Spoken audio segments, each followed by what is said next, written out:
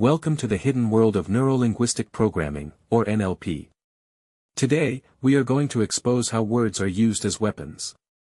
The human brain is a highly complex computer, and language is its programming code.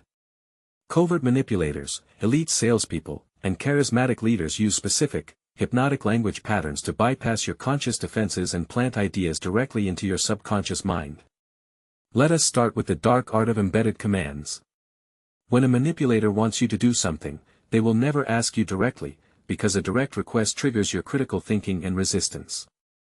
Instead, they hide the command inside a larger, innocent sentence.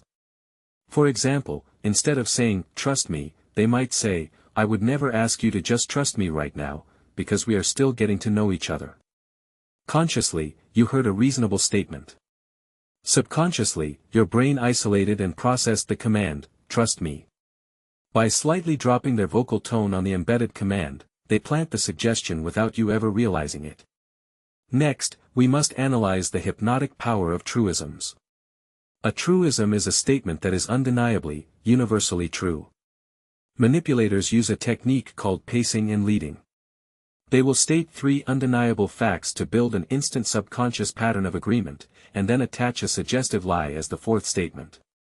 For example, you are watching this video, you are listening to my voice, you are breathing in and out, and you are beginning to realize how powerful this information is. Because your brain instantly verified the first three facts as true, it becomes lazy and automatically accepts the fourth statement as truth as well. This is how cult leaders condition their followers. We also have the illusion of the double bind. We discussed this briefly before, but its application in NLP is devastating. A manipulator will offer you an illusion of choice, where both choices lead to their desired outcome. Would you rather sign the contract today, or review it tonight and sign it tomorrow morning? Notice that not signing is completely removed from the reality of the sentence. Your brain naturally focuses on deciding between today or tomorrow, entirely forgetting that you have the power to say no.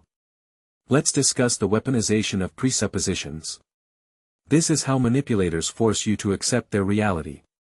Instead of asking if you want to do something, they ask a question that presupposes you have already agreed to it.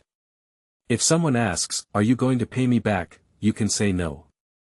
But if they ask, "When you pay me back, will you use cash or transfer the money?" your brain focuses on the method of payment, subconsciously accepting the premise that you are definitely paying them back.